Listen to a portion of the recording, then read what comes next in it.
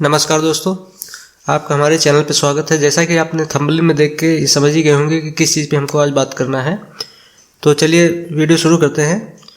तो जैसे कि आप समझ पा रहे हो कि 2022 जब बजट आया है तो उसमें हुआ क्या है कि इसमें जो है क्रिप्टो करेंसी को जो है मान्यता दी गई है या नहीं दी गई है, केंद्र सरकार इसके बारे में क्या मानता है।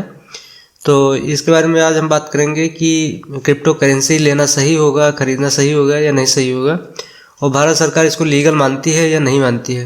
तो इन सारी चीज़ों पर बात करेंगे। तो अगर उससे पहले आप हमारे चैनल पर नए हैं तो चैनल को सब्सक्राइब कर लीजिए, वीडियो को लाइक करिए, ज़्यादा से ज़्यादा शेयर करिए ताकि सभी तक ये जानकारी पहुंच सके।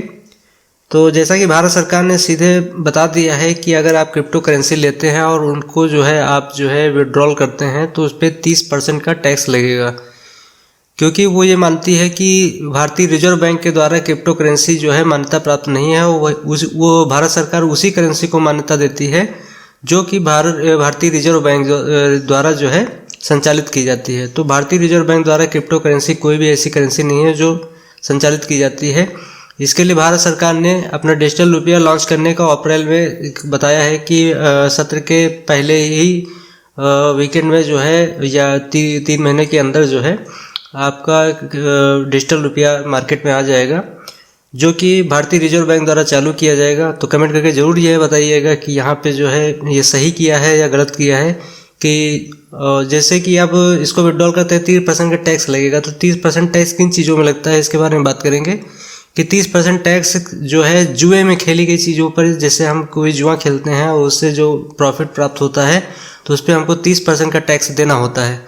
तो 30% का टैक्स देने का मतलब ये हो गया है कि क्रिप्टो करेंसी पे जो काम किया जाता है उसको भारत सरकार एक तरह से गलत भी कह रही है और उसको बंद भी नहीं कर रही है। तो ये एक तरह से रिस्की काम है इस पे काम करना। तो ये आप अपने रिस्क पे ही क्रिप्टो करेंसी पे काम करें, क्योंकि क्रिप्टो करेंसी जो है एक तरह से भारत सरकार ने उसको लीगल भी बताया है और कहा है कि नहीं लीगल है ये, क्योंकि भारत सीधे सीधे उन्होंने बता दिया है कि जुआ जो कि भारत में इलीगल है, तो जुए की कैटेगरी में इसको डाल दिया गया है क्रिप्टो करेंसी को, कि अगर आप उस करेंसी को जो है ले रहे हैं तो वो जुए के बराबर है।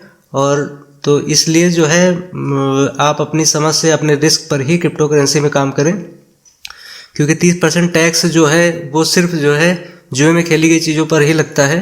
और आप उसको विड्रॉल कर रहे हैं 30% का टैक्स लग जाएगा, तो उसका प्रॉफिट आप देख के और सब कुछ पूरा हिसाब लगा के सारी चीज़ें करने के बाद ही आप क्रिप्टो करेंसी में रुपए लगाएं, क्योंकि जब 30% टैक्स दिया जाएगा तो हमारे प्रॉफिट पे जो फिर उसमें हमको मिलेगा सिर्फ 70%। तो आप उस हिसाब से उतने रुपए लगाएं कि जिनके जाने से नुकसान ना हो।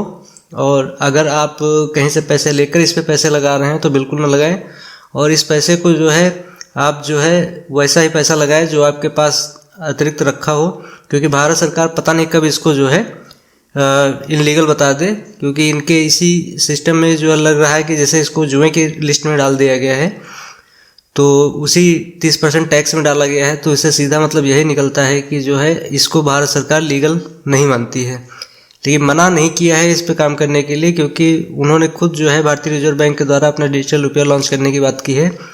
तो हो सके तो सारी चीज़ों को समझ लीजिए, तभी इस पे जो है रुपए लगाइए। डिजिटल करेंसी जो है अब इसमें जो दिया गया है कि जो है बजट 2022 में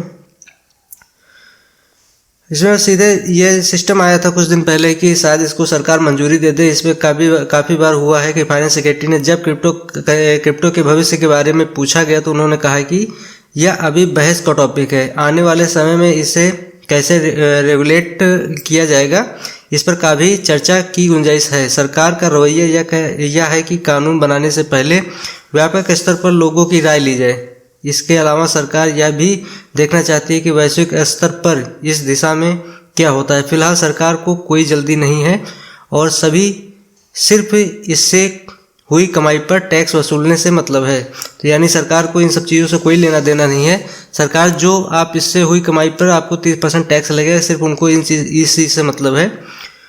तो 1 अप्रैल इसमें दिया गया है कि 1 अप्रैल से अभी तक जो खबर आ रही है इसमें कि 1 अप्रैल से जो है डिजिटल करेंसी भारत में लॉन्च हो जाएगी डिजिटल रुपये के नाम से, जिसको भारतीय रिजर्व बैंक द्वारा लॉन्च किया जाएगा। तो आप इसका देखिए आगे क्या अपडेट आता है। तो इसमें लगातार बने रहिए और हमारे चैनल को सब्सक्राइब करिए। वीडियो को अंत तक देखने के लिए धन्यवाद। और आप वीडियो कैसा लगा है इसके बारे में ज़रूर बताइएगा कमेंट करके। और डिजिटल करेंसी और क्रिप्टो करेंसी, जो भारत में डिजिटल रुपया आने जा रहा है, क्रिप्टो करेंसी जो है, इसके बारे में क्या बातचीत होती है और इनके बारे में आप लोग क्या बताते हैं, इसको कमेंट करके जरूर बताइएगा, ताकि इस तरह की वीडियो मैं आगे ला पाऊँ। तो वीडियो को अंत तक देखने के लिए धन्यवाद। आपका दिन शुभ हो।